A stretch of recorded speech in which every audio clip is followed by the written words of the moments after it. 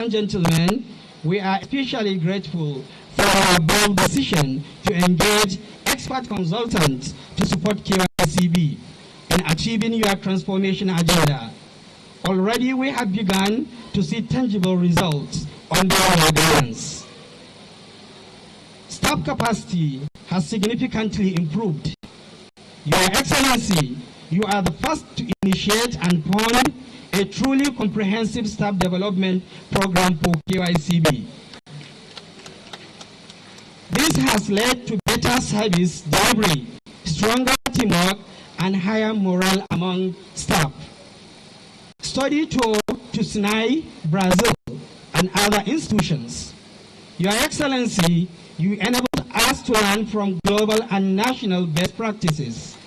Today, I am happy to announce that one of the coordinators of a top Tibet institutions we visited in Kano is present here with us. We have already signed an MOU with their center to support KYCB on its transformation journey. Accreditation as an NSQ training provider. Most importantly, through your support, KYCB has now been formally recognized as a national skills qualification training provider by the NBTE. We are proud of this milestone, and we sincerely thank the Executive Secretary of NBTE, Professor Idris Bugaji, for his guidance and collaboration throughout this process. Your Excellency, sir, your support has opened doors. Many local and international development partners and NGOs are now engaging KYCB in implementing their training programs and projects. This is a strong indicator of the confidence the world now has in our institution, a confidence rooted in your transformational drive. Your Excellency, your clear directive to select trainees based solely on merit, free from political, social, or partisan influence, had been faithfully followed. All 634 graduates here today are from the 34 local government areas of the state, choosing transparently and have completed their training in 15 different trades departments, including welding, carpentry, tailoring, GSM repairs, forestry, catering, and so on. Your Excellency, sir, KYCB is no longer where it used to be. Because you are decisive support, we are now charting a bold. Now, new future, our vision is clear. KYCB will be a national leader in vocational training and youth development with your continued support. That future is not only possible, it is already unfolding before our very eyes. We are deeply grateful that Your Excellency gave us a free hand to manage KYCB professionally and independently, which has enabled us to drive excellence without external interference. We assure you, sir, that the distribution of starter packs today will not end at this ceremony. With our M&E framework in place, our team to ensuring that every item given out today translates to impact, productivity, and livelihood. To all our distinguished guests here today, thank you for honoring our invitation and being part of this momentous day in the history of Katsina State. Your presence is a show of support, not just for these graduates, but for the vision of the prosperous Katsina, where every young person has the opportunity to succeed. As we celebrate this milestone, we are filled with hope, with the speed, scale, and seriousness of the transformation under the leadership of His Excellency. The future of KYCB is bright, very bright, and with the help of God, Almighty Allah, and the continued support of our governments and partners, KYCB shall rise to become the #1 center for skills acquisition in Nigeria. Thank you, and God bless all.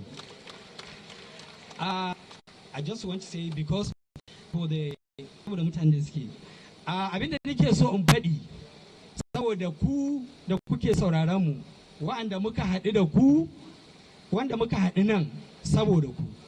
Girma gwamna a Yuscrab village sadda aka kafa ta 2009 zuwa yanzu an yaye ɗalibi sama da 46,200 wanda duka suna a cikin garin Katsina. Mai girma gwamna bayan zuwarka da umarnin da aka bamu cewa mu bincika mu ji wani irin hali ma suke ciki. Mai girma gwamna wannan haɗuwar da aka yi haɗuwa ce ta tarihi wadda an daɗe haka ba ta faru ba, wanda kowa yana da masaniyar halin da wa'annan da irin kwarewa da suka samu train. Mai girma gwamna dukka wanda ka gani a nan kamar yadda muka faɗa an zaɓe shi ta hanyar cancanta. Ina kira gare ku kun san hanyar da aka ba aka tantance kowa, kun san hanyar da aka bi aka yi muku, kuma kun san me ake koya muku. Mai girma gwamna wannan shekarar ce ka ɗauki maƙudan kuɗi ka bada kusan naira miliyan 100 domin a sai kayan aiki wanda za a riƙa koya wa wa'annan yaran. Mai girma gwamna lokacin da ake yanzu a lokacin wa'anda muka yayi sun samu ƙwarewa wadda ake bukata. Mai girma gwamna duk wanda ka gani yana mekanik a nan da su muka haɗu muka gyara motocin ruwasa wanda plants ne suna da sarƙaƙiya wanda duk ya samu gogewa a ya samu ilimi ya kasance ɗaya daga cikin waɗanda suka yi wannan aikin lallai experience ya samu kuma a duniya babu inda ba zai iya aiki ba.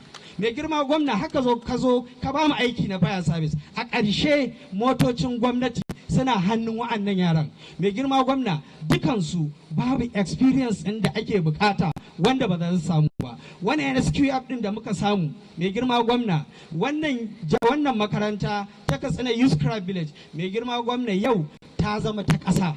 An yadda mu koya ya kamata mu koya don su dogara da kansu. Suna faɗi ga sunan suna jina yanda muke gaya masu da abin da aka yi. Mai girma gwamna hakkili na wannan taka wadda ake sai da naira 5 wadda yaro zai saya. Mai girma gwamna ba su saya ba kai ka sai masu ka basu. Hallura wannan mai girma gwamna kai ka sai masu ka basu. Ka ba su abinci, ka ba su uniform, ka ba su takalma, ka sa a koya musu. Me ya rage ma matasan jihar Katsina tsakaninmu da Allah? Saboda haka muna godiya, Allah ya saka da alkhairi. Saboda karancin lokaci a nan zan takaita. Wassalamu alaikum wa rahmatullahi wa barakatuh.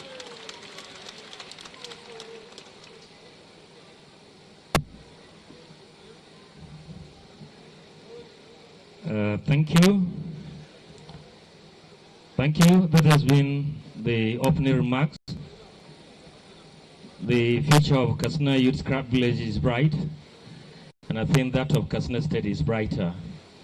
Looking at other sectors of the government that this present administration has recorded tremendous achievements. So at this point in time, we will be taking very few remarks. I want to crave the indulgence of the upcoming speakers to please be as brief as possible. For want of time, I want to quickly invite the Honorable Commissioner of Youth and Sport to chip in 1 or 2 things. Honorable Commissioner.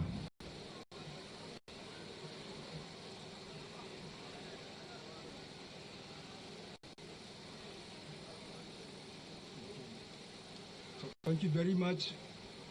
Your Excellency, the Executive Governor of Katsina State, Malam Duko Umar Ratna, PhD, CON, Your Excellency, the former Governor of Katsina State, Barrister Ibrahim Shehu Shema, Right Honorable Speaker, Katsina State House of Assembly, Your Excellency, permit me to stand on the existing protocol. To my fellow youth of Katsina State, the graduate, I would like to congratulate you on the achievement and wishing you a successful journey and a well done completion of your stay in the youth craft village. I would like to call on all the graduates to use this opportunity given to you by His Excellency Malam Duko Umaru Ratna, the Executive Governor of Katsina State, because this program is one of the various programs conducted by His Excellency within 2 years. You are given opportunity out of millions of youth in Katsina State. After the training, you are given a starter pack that is worth hundreds of millions. So all of you are going back to your respective communities. I urge you to make good use of the products and the materials you collected today in order to make yourself, your parents, your communities, and the Executive Governor of Katsina State proud. I would like to call on you to make sure that none of you sell a single item collected from state government. We are also going to seek an approval from His Excellency the Governor for the Ministry of Youth Development with CDC and the Ministry of Higher and Vocational Education to track all the 634 graduates. We want to track whatever you are doing. We want to make sure that you make a good use of the items you collected. Your Excellency, we are seeking for your approval, right, and to make sure that all the items are being used judiciously. And by next year, we hope each and every one of you will invite at least 3 youths within your communities and train him. You can serve as a train the trainer. Thank you very much. We wish you the best. We wish the Katsina State government under the leadership of His Excellency Malam Duko Umaru Ratna the successful journey. Thank you very much, Your Excellency.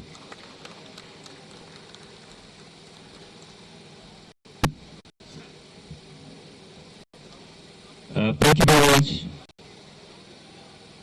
They say no matter how fast a river current may flow, it is the calabash that will triumph over it. Meaning that the way and manner His Excellency the Governor and the government of Katsina State is striking the program will certainly take us to a very stage that we will be proud of. I wish to announce that this program is being transmitted live by the Nigerian Television Authority, the NTA. So now taking the remarks by the Honorable Commissioner of Youth and Sport. Still on the good message, I would like to invite Dr. Fachu Kofasari, the State Project Coordinator Agile, to please also deliver his own input.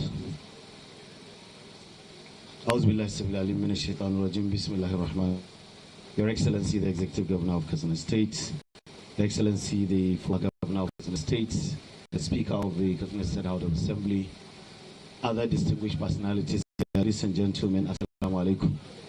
Da girma gwamna, ina so in tabbatar maka da cewa waɗannan ɗaliban da aka yaye ba adadin su kaɗai aka yaye ba, an yaye ma iyalinsu talauci, an yaye ma iyalinsu tunanin su fara banga siyasa, an yaye ma al'umma wata matsala ta rashin aikin yi. Ƙididdigar Majalisar Ɗinkin Duniya ta tabbatar da cewa duk sanda aka samu ma matashi ɗaya aikin yi, akwai yiwuwar aikin zai yaɗu zuwa akalla mutum 10, cikinsu haɗan da waɗanda yake taimaka mawa ko kuma da waɗanda yake roƙo a wurinsu. Mai girma gwamna, waɗannan ɗaliban da aka yayi ina so in sanar da kowa cewa cikin shirin agile da girma gwamna ya ba da umarnin a kalle yiwuwar yadda za a haɗa hannu da wannan cibiya wadda Dr. Kabir yake jagoranta. Ina so in sanar da ku cewa waɗannan ɗaliban ɓangaren masu walda da aikin kafinta su ne suka ƙera kujeru 39,000 waɗanda duka makarantun da aka gina sabbi na agile suke ciki. Wannan ba shi kaɗai bane tasiri mai girma gwamna, mun samu ƙarin kujeru 4,300 idan da mun bada su a kwangila kai tsaye waɗanda aka ƙara mu tukuici a cikin wannan aikin da aka yi. Kuma kamin a fara biyan kuɗaɗen nan da aka yi aiki, waɗanda suka bada aikin nan sun zo sun ba har ma sun roƙi jihar ke kusa da mu wadda ba ta fara kujeru ba su zo ga irin kujerun da aka yi masu kwaliti. Da girma gwamna ina so in sanar da kai cewa waɗannan ɗaliban da suka yi kujeru 39,000 ba ƙwarewa kaɗai suka samu ba, wannan cibiyar ta biya su duk kujerar da suka kera biyan su ta yi ba kyauta ta suka yi mata ba. Saboda haka wasu daga cikinsu za su zo su same ka ta hanyar da takabir domin su nuna ma injin ɗin walda da suka saya da injin na yanka zarto da janareto daga waɗannan kuɗin da KYCB ta biya su da suka yi waɗannan kujerun. Iyaye da dama sun yi bidiyo sun tabbatar da cewa an taimaka masu da aka taimalafi waɗannan. Amma mai girma gwamnati ina so in tabbatar ma da cewa cikin waɗannan ɗaliban akwai mata 48 waɗanda aka koya ma yadda ake yin kujeru. Yanzu haka a makarantar secondary school ta Gurjiya akwai mata 24 waɗanda babu wadda ta kera ƙasa da kujera 200 a lokacin da aka ba da wannan aiki. Ya samu masu da abin yi. Da girma gwamna lokacin da 'yan bankin duniya suka zo diba kujerun nan sun ce mu sanar da kai cewa kashi na biyu na waɗannan makarantu 77 da za a fara ginawa cikin wannan watan kowane daga ɗan kwangilar ya zo KYCB a mai kujerun da za a yi mashi, kuma sun sa kwamiti da zai zo ya tabbatar domin sun ce wannan ya wuce kwangila kaɗai domin matasa ne ake ba suna yi 'yan asalin jihar Katsina domin su samu abin yi. A wani lokacin da ake waɗannan kujerun mai girma gwamna mun zagaya mafi yawan masu sai da ƙarafan da ake kujeru oda su ta ƙare sai sun sau saboda yadda ake ta oda daga wurinsu. Kuma wannan abu ba a cikin jihar Katsina aka yi shi ba, akwai santa da KYCB suka buɗe Huntuwa da gundumar Daura duka aka yi waɗannan training ɗin a ciki. Saboda haka mu a wannan program ɗin taimakon mu aka yi, saboda ba a taɓa samun wani shiri da ya ƙera kujeru 39,000 a cikin waɗannan lokacin ba sai wannan shirin. Saboda haka muna mika godiya ta musamman ga Dr. Kabir, babu dare babu rana. In fact kamin a fara biyan shi kuɗi muka roƙe shi da Allah a fara kai kujerun nan, kuma duka aka kai su a cikin lokaci. Da ƙarshe mai girma gwamna muna roƙo idan an tashi ɗaukar ma'aikata nan gaba waɗanda za a kawo a wannan cibiyar a rika kallon wasu daga cikin waɗanda aka koyar mawa suke cikin gari suna sana'a sai su shigo cikin shirin, a tunanin cewa duk wanda aka yayi a makaranta ya dawo makarantar zai koya, akwai misali daga gare shi da sauran ɗaliban za su samu. Da ƙarshe muna yi ma tsohon gwamnan jihar Katsina Barista Ibrahim Shehu shi ma fata alkhairi saboda asasa wannan ma'aikata da ya, kuma muna gode mai girma gwamnati hangen nesa da ya gayyace shi domin ya ga irin alfanun abin da ya asasa ya shi ya zama abin da ake alfahari da shi a jihar Katsina. Allah ya taimaka, Allah ya sa kuma kowa ya koma gidan shi cikin nasara. Assalamu alaikum.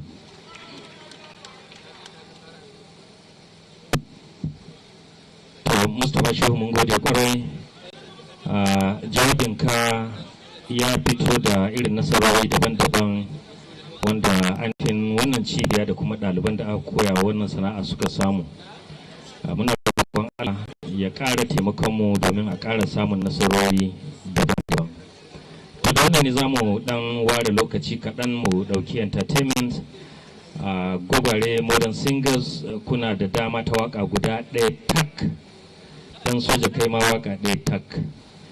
Su ne saboda lokaci za a gabatar da entertainment. Bayan nan akwai wata yarinya mai fasaha da ta yi wani waƙe a cikin harshen turanci wato poem.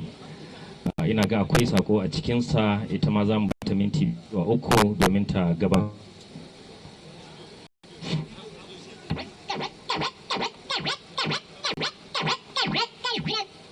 Ƙarshen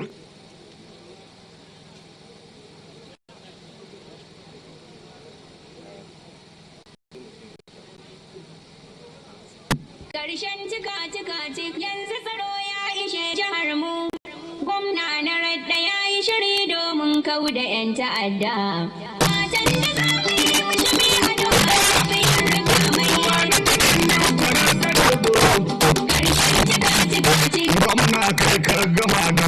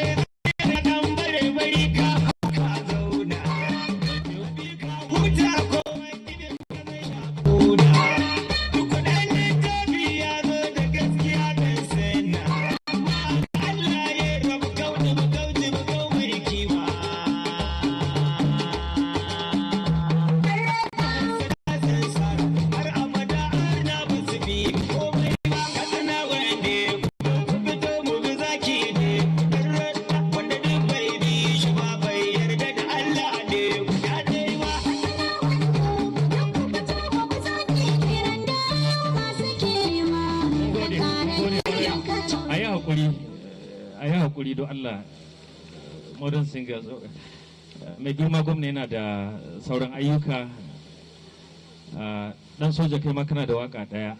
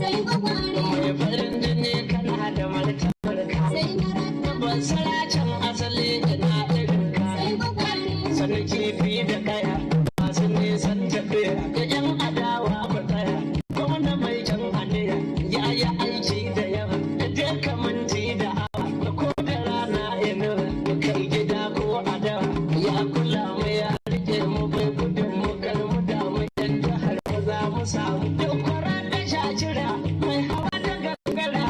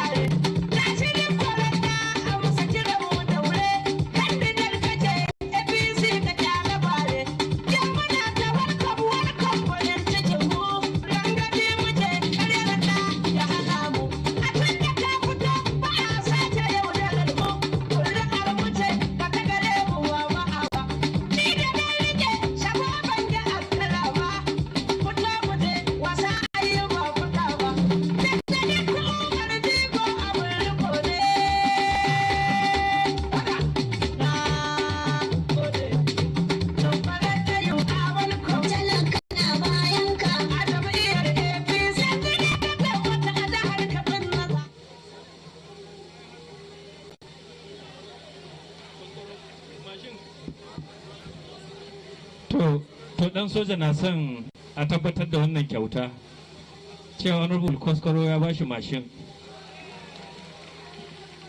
An waɗi ko mai girma gwamna ya je.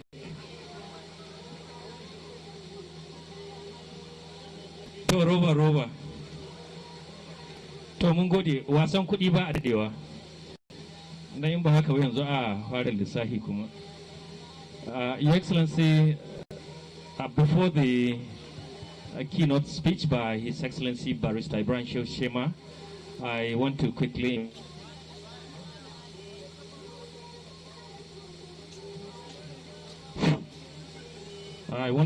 invite Omar Kusum Tahir,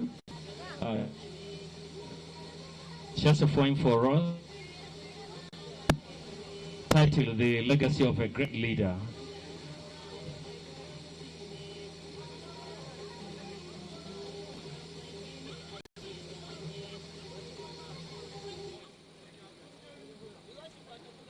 Assalamu alaikum. Your Excellency, the Katsina State Governor, the former Katsina State Governor, and all the distinguished members. Assalamu alaikum wa rahmatullahi wa barakatuh. Today I stand here before you not just as a poem, not just as a poet, but also a voice of the grateful people of this land we love. Katsina Taduko, the land of brave. So with your permission, Mai Girma Governor, let me point your legacy in words. From the doors of the past where our fathers once rises a name that echoes in wood and blood. A call of honor.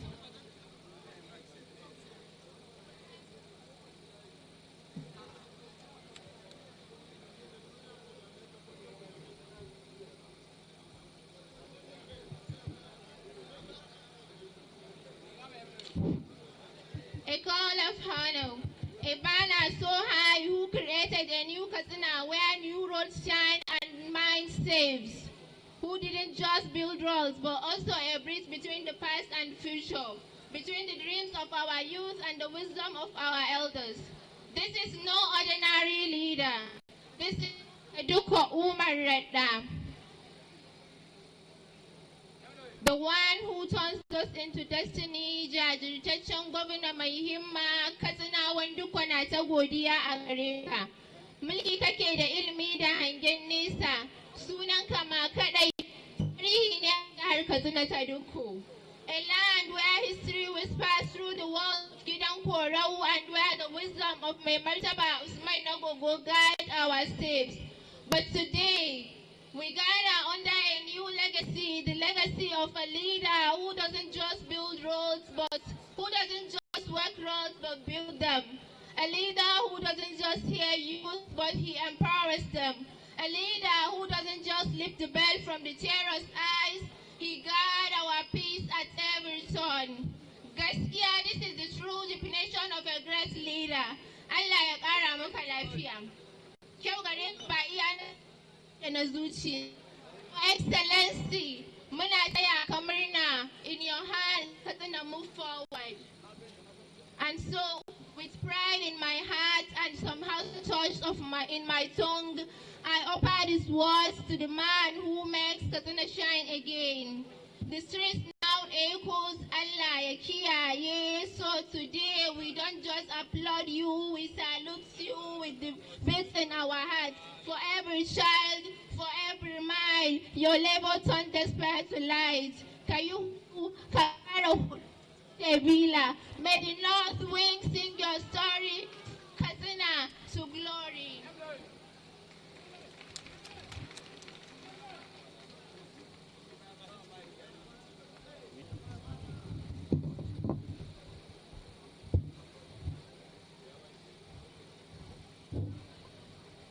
Thank you.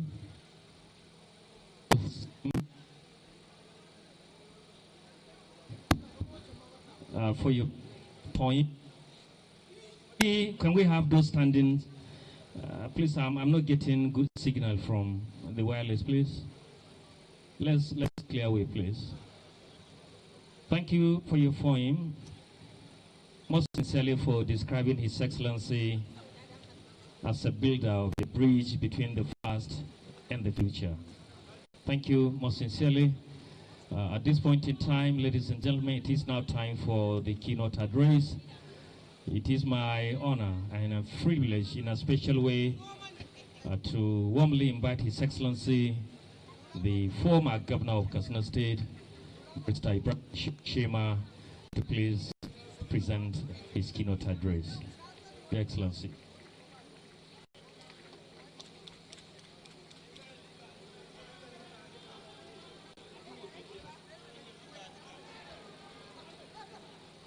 أعوذ بالله من الشيطان الرجيم بسم الله الرحمن الرحيم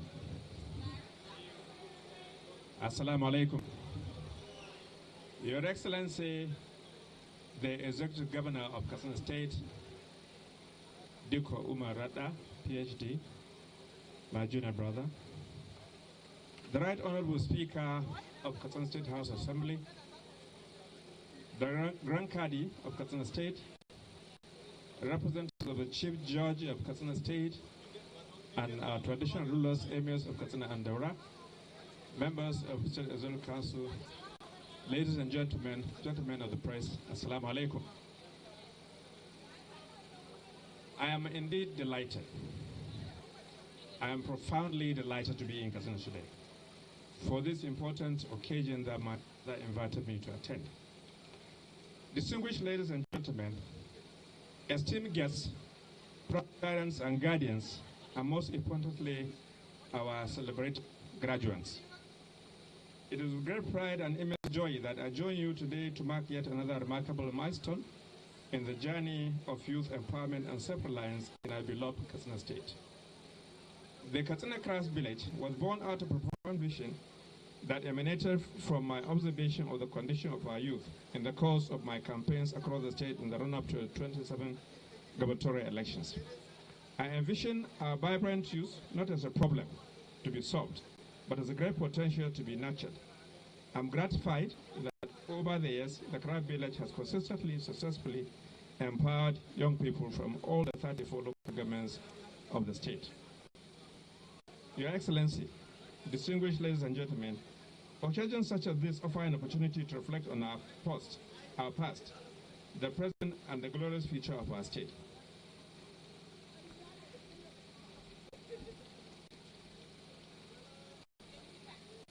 I stand here today. I recall with great relish two events in 2013 and 2014 that greatly gave me an overwhelming sense of pride and fulfillment. In the first incident, I had paid an official visit to the village accompanied by Mr. Labaran Maku, the Minister of Information. Even though the situation was primarily designed to impart basic skills to our youth, to our amazement, we were shown a remote control electricity generator using a Toyota engine constructed jointly by auto mechanic, auto electronic, and welding trainees of the institution. Personally, I turned it on with a remote unit from a distance. In the second case in May 2014, the chairman coordinating consultant of Katsina Youth Craft Village, then Ismaila Umar Saulawa, visited me in Government House and requested for an official audience with me the following day. I arranged such an official audience the following day.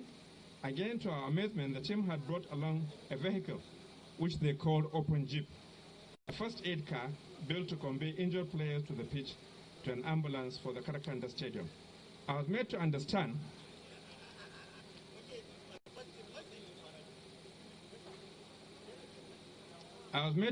that the vehicle has been given to the Ministry of Youth Development, and it has been left unused for the past 10 years or thereabout. For me, these two cases, along with other notable functional inventions, have been clear validation for the effort, resources we put into establishing the institution. Your Excellency, distinguished ladies and gentlemen, I would like to specifically single out the zonally selected coordinating consultants, as well as the workshop instructors for special commendation at this point. The impressive milestone that the Katsina Craft Village has recorded over the years is due to the uncommon diligence, consummate dedication, and unyielding commitment of these Katsina sons and daughters to the ideals that birthed the Katsina Youth Life Village from inception. Today, we are witnessing to the further fulfillment of a grand vision as these vibrant young men and women formally graduate with skills in such diverse areas as tailoring, hairdressing, catering, computer maintenance and networking, GSM handset servicing and repairs, welding and fabrication, film and photography, shoemaking and leather work, generator maintenance, auto, electrical and mechanical work, pottery and wrought iron, African tie and dye, carpentry and woodwork, and other life-changing vocations. To our dear graduates, I say congratulations. You have demonstrated resilience, discipline, and the burning desire to build a better future for yourselves and your communities. Today is not the end of your journey, but the beginning of a purposeful one. You now possess tools, not only of trade, but of transformation tools that can lift families out of poverty and inspire hope where there was none.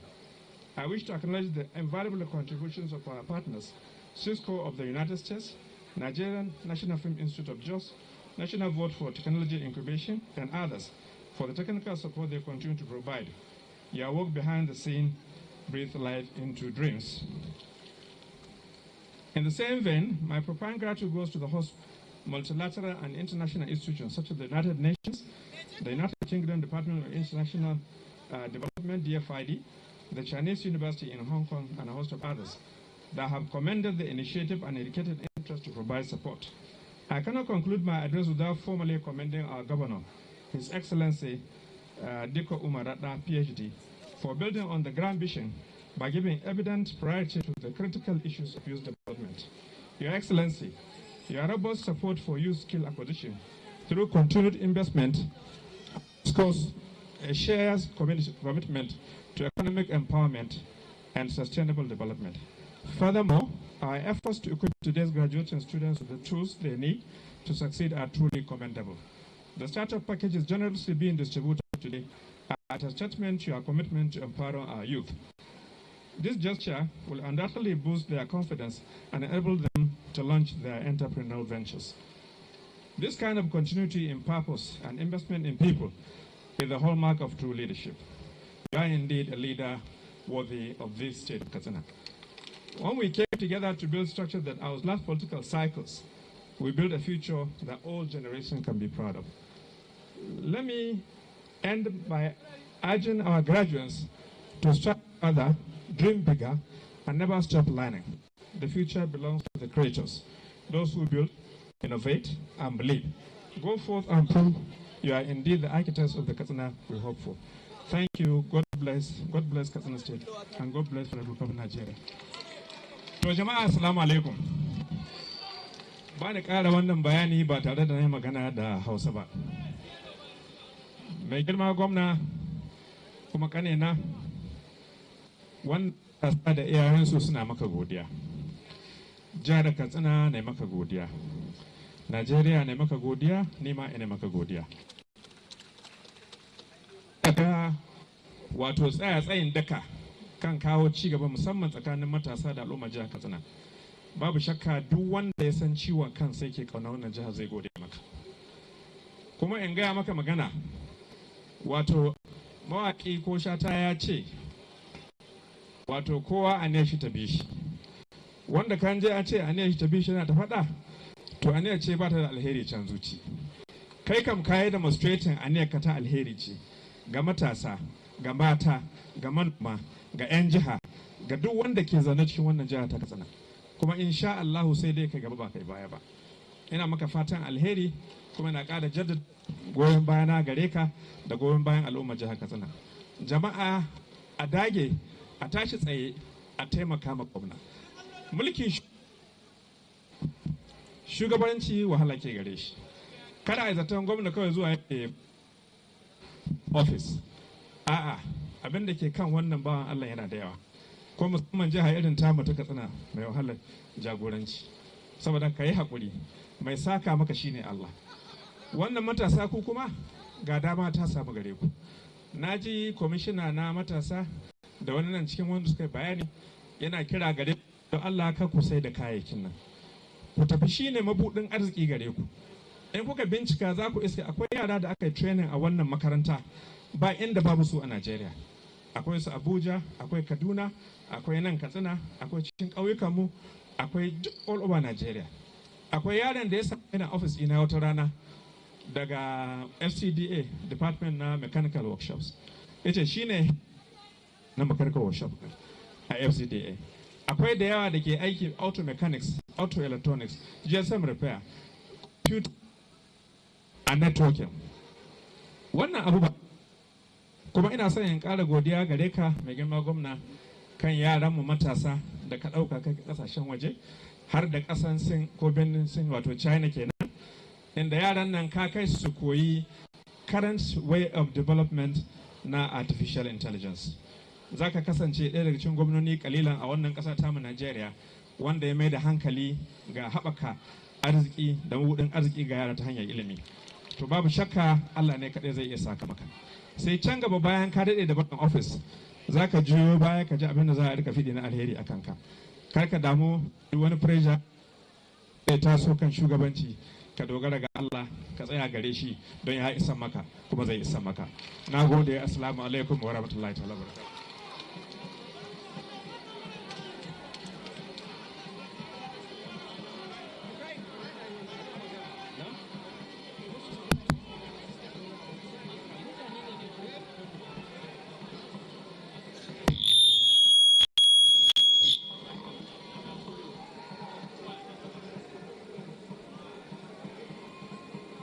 kunne take ne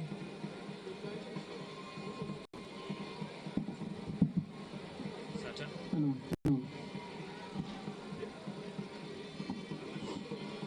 to madalla to jawabai sun gabata kafin jawabin mai girma gwamnan jihar Katsina akwai sa albarka wanda executive secretary na National Board for Technical Education zai. It is now time for the closing remarks by the executive secretary of the National Board for Technical Education. Join me to invite Professor Idris Bugaji, the executive secretary, to please deliver his closing remarks.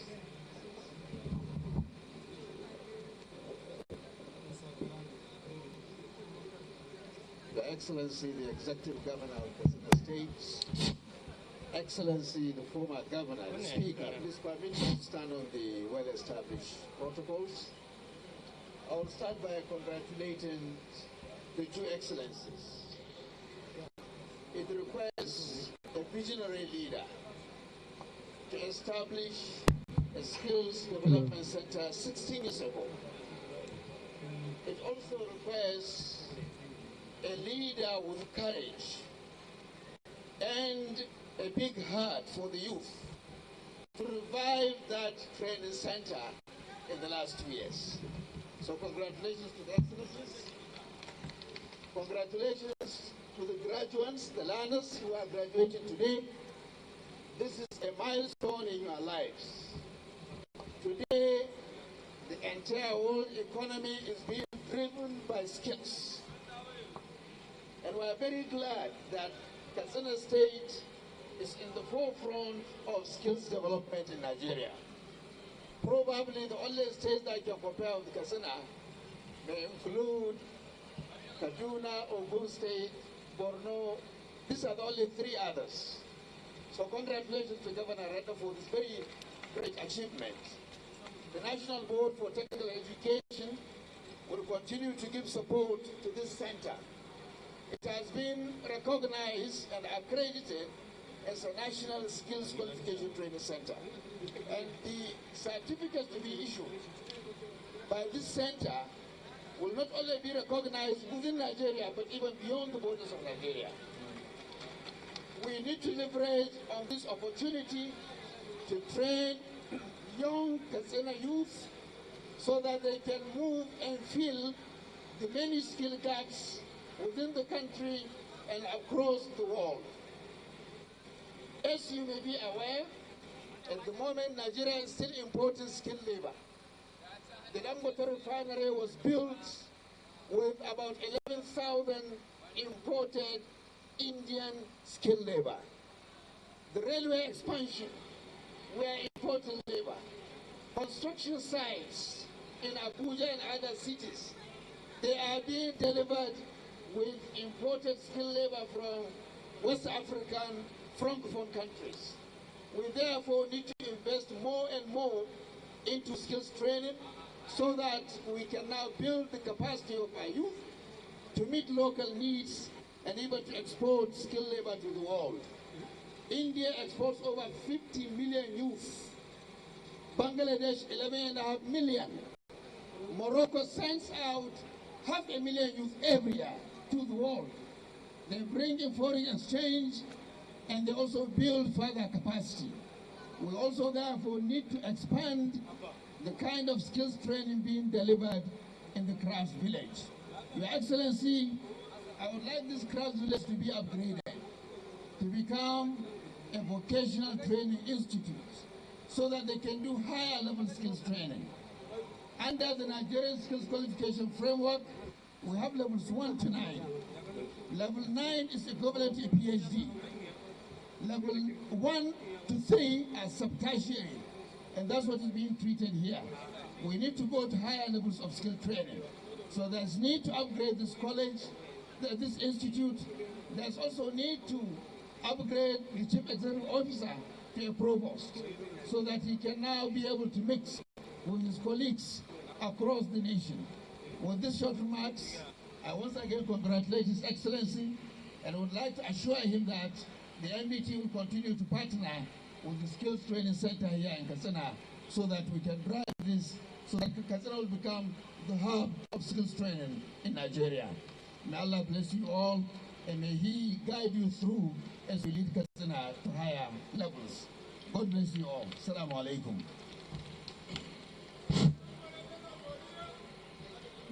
Thank you. Thank you very much, Professor Bugaji, most sincerely for the best wishes and assurance. That has been the closing remarks. At this point in time, ladies and gentlemen, we shall be listening to a speech.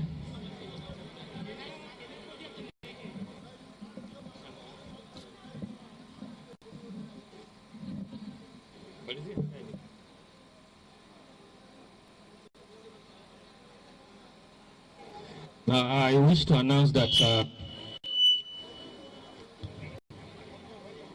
after His Excellency the Governor's speech, we will close the session with a prayer, the national anthem, and then we will retire to the main bowl of this stadium where His Excellency will perform the official presentation of the startup packs to the graduates of the Katsina Youth Craft Village.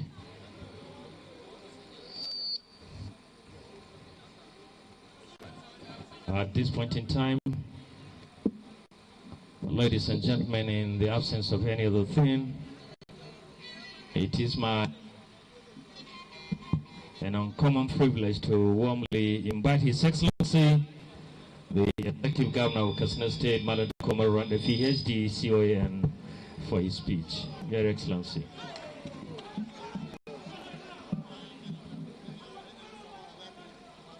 أعوذ بالله من الشيطان الرجيم بسم الله الرحمن الرحيم اللهم صل على سيدنا محمد وسلم. Your Excellency, the former Governor of Katsina State, Barrister Ibrahim Shehu Shema, my very senior brother, I must say that today, on behalf of myself, the youth and the good people of Katsina State, we thank you for establishing this craft village. It's a visionary leadership.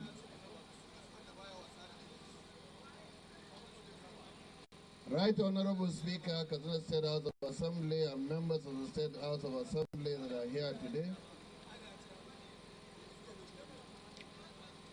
Chief Judge of Katsina State, Grand Kadi, Executive Secretary of MBT, who is one of our own and the son of the soil, the National Coordinator of NIFAD, Jabir Saudi, Chief of Staff, Katsina State Government House, members of the State Executive Council, a coordinator of the Youth Club Village, Engineer Kabir Kopasoro, other members, head of government agencies and departments, the graduates whom we gathered here for,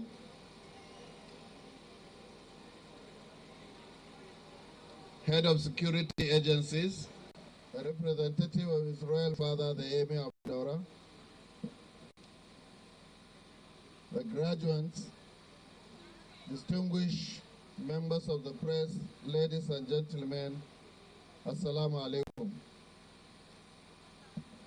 It is with immense pride and deep satisfaction that I stand before you today to witness and celebrate a defining moment in the journey of our youth empowerment, skills development, and inclusive growth in our great state, Katsina. Today's event, the graduation of not fewer than 634 young men and women from Katsina Youth Club Village, is more than a ceremony. It is a testament to our shared belief in power of education, skills acquisition, and opportunity as tools for transformation. Let me begin by expressing my profound appreciation to our distinguished guest speaker, His Excellency Barrister Ibrahim Shehu Shema, for gracing us with his presence and wisdom. Your visionary leadership laid a foundation for KYCV, and it is our honor to build upon that legacy, revitalizing and expanding its impact for this generation and the next generation to come. To you, sir, we say thank you for planting the seed.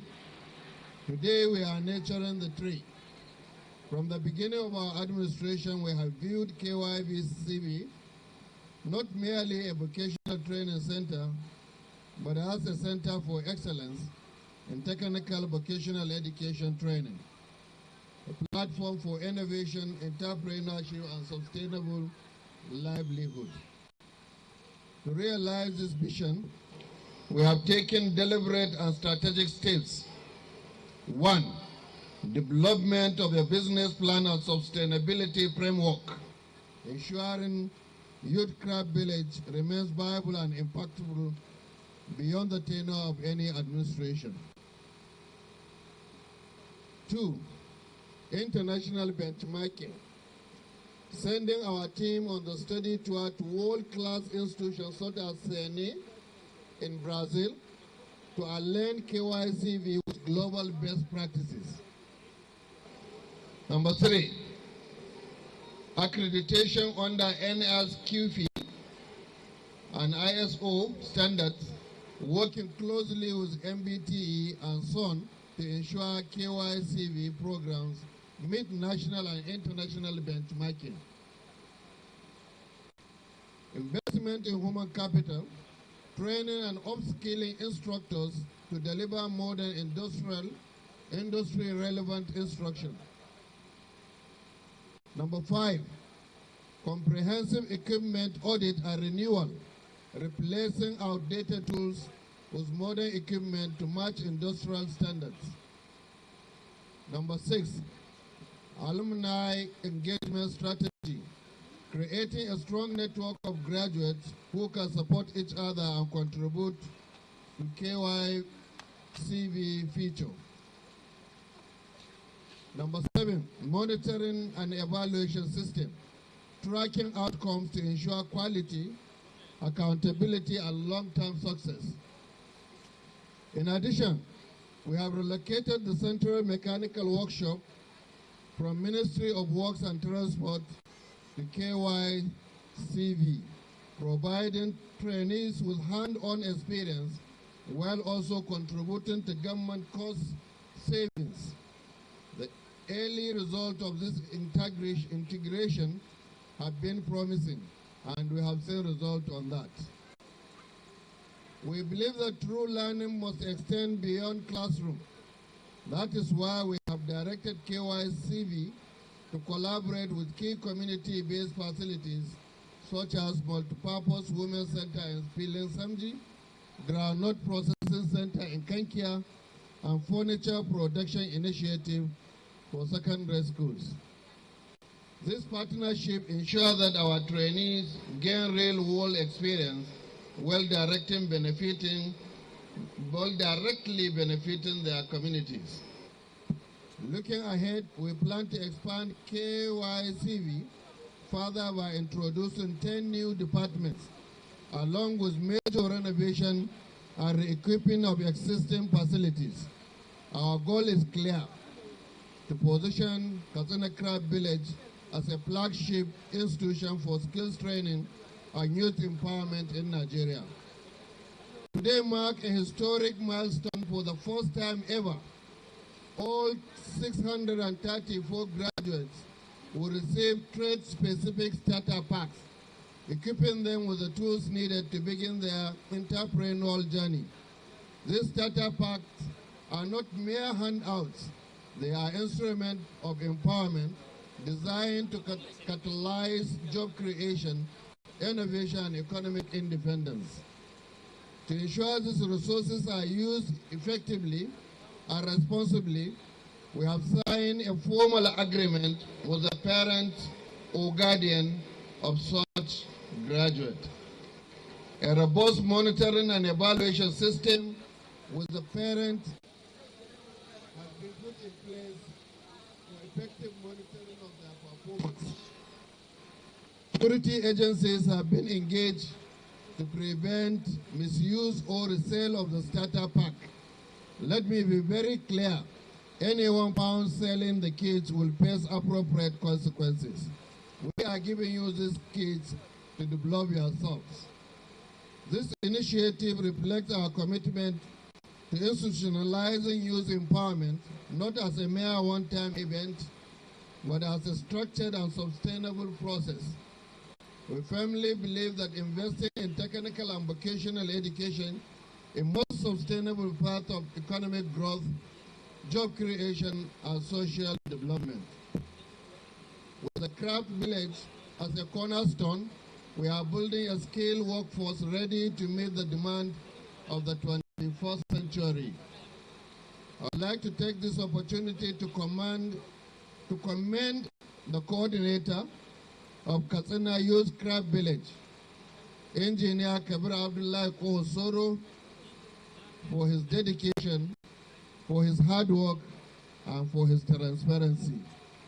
We thank you and the entire team that made up this college. Your passion, professionalism, and perseverance have brought us to this proud moment. To you and your staff, we say a very big thank you. To all the graduates here today, you are the pride of Katsina State. We are all proud of you. You have completed rigorous training and now hold in your hands not just certificates, but the tools to build your future. Go forth and become job creators, problem solvers, and ambassadors of hope. The future of this state lies in your hand. Behold, be responsible, be leaders. Finally, I want to thank all our partners, stakeholders, and supporters who have stood with us on this journey. Together, we are transforming Katsina State into a hub for opportunity, innovation, and progress. Rest assured, this transformation of Katsina Youth Craft Village has only not just begun. More initiatives are on their way, and Katsina State will continue to lead the change in building a skilled, self-reliant and prosperous Nigerian youth. We thank you all for being part of this inspiring chapter of our collective story. To the graduates, I say big congratulations. May Almighty Allah bless all of us, bless our state and the Federal Republic of Nigeria under the leadership of Asuwaji Bola Ahmed Tinubu, President Commander-in-Chief of the Nigerian Armed Forces. Assalamu alaikum wa rahmatullahi ta'ala wa barakatuh. Jama'a, yau rana ce mai mahimmanci gare mu. Rana ce mai mahimmanci ga matasan jihar Katsina, mazansu da matansu. Yau rana ce da za mu gode ma Allah, wanda ya assasa wannan makaranta da ake koyar da yaran nan wa'anda suka kai kimanin 40,000 da wani abu da aka tun daga shekara 16 da aka kafa ta. Yau gashi nan tare da mu, ya nemi mana fata alheri, mu ma muna yi mashi fata alheri na wannan mazan aiki da yayi domin ci gaban matasanmu na jihar Katsina. Allah ba mu ne maka godiya kwarai akan wannan wuri da ka kafa wannan a jihar Katsina. Mu kuma muna gode ma Allah da ya ba mu damar da muka zo a yau nan, da ya ba mu mulkin nan cikin shekara 2, muka farfado da wannan wuri, muka koyar da yaran nan har gashi yau an yaye su, kuma kowa zai koma da certificate ɗin shi, kuma zai koma da kayan da zai fara yin sana'a a gidajensu da wuraren sana'o'insu. Matasan jihar Katsina, mazanku da matanku, ina tabbatar muku da cewa gwamnatin jihar Katsina za ta canza duka yawancin kayayyakin da aka sanya a makarantar nan, za ta haɓaka ta, kuma za ta ƙara yawan ɗaliban da za a rika yayewa a kowace shekara a wannan makaranta domin mu yi maganin zaman banza, mu yi maganin rashin aikin yi, mu yi maganin talauci da yake damun al'umma. Kuma muna godiya ga Profesa Bugaje da suka ba wannan makaranta certificate ko kuma suka ba su shaida na cewa idan ka gama wannan makaranta yanzu duk certificate ɗin da aka baka a kowace ƙasa a duniya za ka iya zuwa ka yi aiki domin a ɗauke ka kuma ka gudanar da ayyuka saboda daraja da aka ɗaga ta wannan makaranta. Kuma kamar yadda ya ba mu shawara na cewa yana buƙatar makaranta na a ɗaga darajarta, ina tabbatar maka za mu ɗaga darajar makarantar nan ya kai kowace daraja da ake buƙata. Muna son makarantar nan ta yi kowace makaranta a Najeriya wajen kafa kuma gina mutane akan yadda za su samu skills wanda za su rayu da rayuwarsu.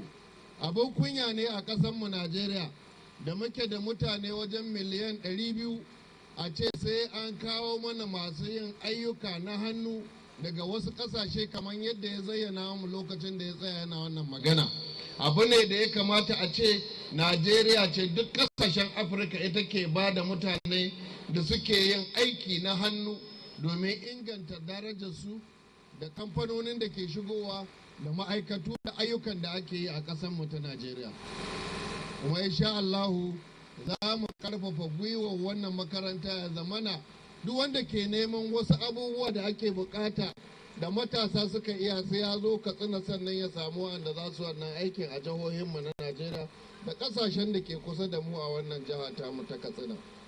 In Allah ya yarda da ƙarfin gwiwa da muke samu na shugabanninmu, wannan tunani da muke zai zama reality ba da daɗewa ba a wannan jiha tamu ta Katsina da izinin Allah.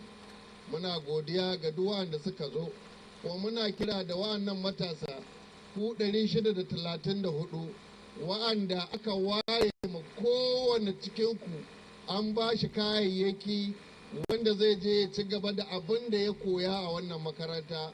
In kuka kalla ga mutanen nan kowa ya zanna musa kayan shi, in an gama kowa zai ɗauka kayan shi ya je ya gina kasuwancin da yake bukata, ya gina sana'ar da yake bukata. Kuma muna fatan ku yi amfani da wannan kayayyaki da aka baku domin inganta rayuwarku da ta iyaye da ta makwabta da ta ƙauyukan da muka fito da izinin Allah. Allah Ubangiji ya ba mu sa'a ya ba mu nasara. Allah ya mai da duk wanda muka gayyato wannan wuri lafiya. Allah kuma Ubangiji ya ƙara ƙarfafa gwiwarmu wajen kawo abubuwan da za su haɓaka rayuwar matasanmu maza da mata domin su ne shugabanni na gobe, kuma muna ganin idan Allah ya sa suka gyaru duka ƙasarmu ta gyaru. Assalamu alaikum wa rahmatullahi ta'ala wa barakatuhu. Wa alaikum assalam wa rahmatullahi wa barakatuhu. To jama'a zan na zamu yi mai national anthem. Sauran masu kyamari ya kamata a sauka daga ainihin fili inda za a kaddamar da wannan sana'a. Da wannan ne za mu gabatar da addu'a kuma mai taken Najeriya. Bayan nan sai a sauka domin a kaddamar da ba da wannan kayayyaki. Honorable Grand Kadi zai gabatar da addu'a. Ubangiji Allah ya mai da kowa gida lafiya, Allah ya mana albarka, Allah albarkaci wannan taro nawa baki ɗaya waɗanda aka ba wannan gudunmawa, Allah ya sa su ci gaji al'amarin, kuma wannan guri da shugabanninmu suke da shi Allah ya dafa masu, Allah ya tabbatar mana da shi, Allah ya sa alkhairi. Allahumma rabbana atina fid dunya hasana wa fil akhirati hasanatan wa qina azaban nar. Allahumma salli ala Muhammadin abdika wa rasulik wa salli ala al mu'minina wal mu'minati wal muslimina wal muslimati ya rabbal alamin. Subhana rabbika rabbil izzati amma yasifun wa salamun ala al mursalin walhamdulillahi rabbil alamin.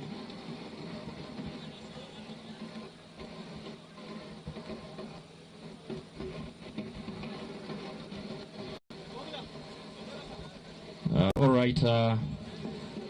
His Excellency, the Governor and other dignitaries will retire down to the main bowl of the stadium, where we will go around for inspection, and then thereafter the inspection, and then the formal flag off for the distribution of the starter kit will be the last item. Then the national anthem will be taken at the main bowl, please.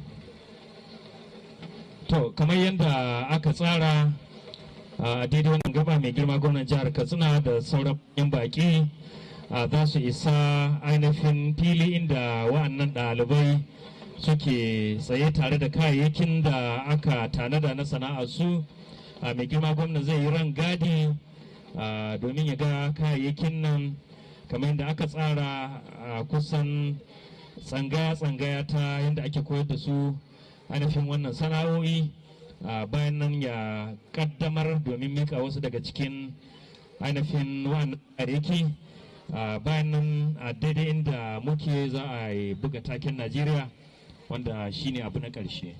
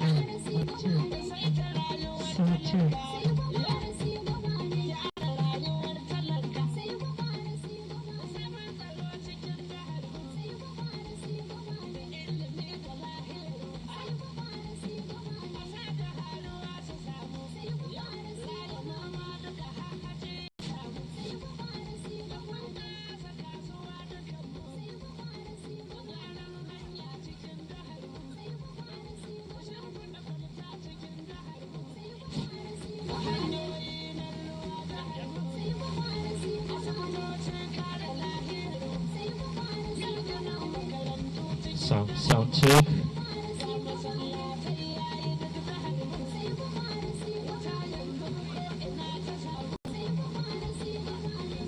Sound check 1 2.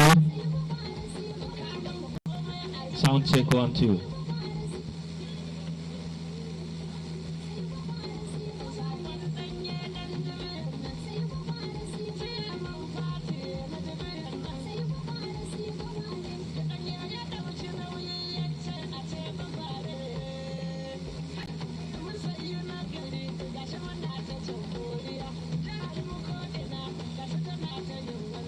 Sound check. Mic check 1 2.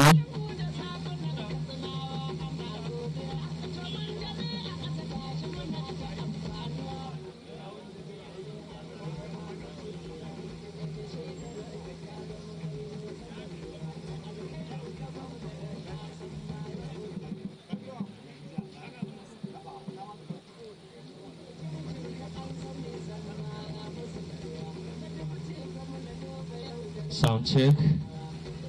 Mic check 1 2. To har yanzu mai gina bane rangadi bayan ya gama rangadi zai kaddamar da raba wa'annan kaya bayan nan abu na karshe da ya rage shine zamu national anthem. To har yanzu ana ta rangadi.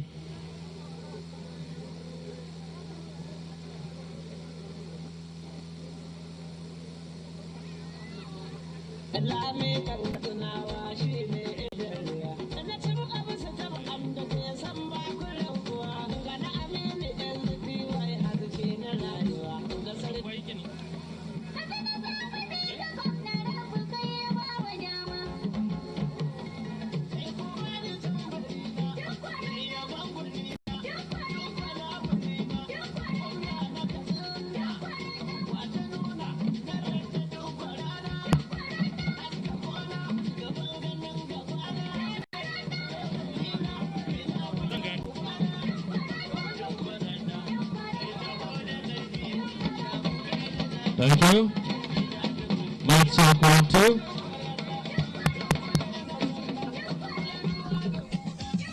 Sound check. Mic check 1 2.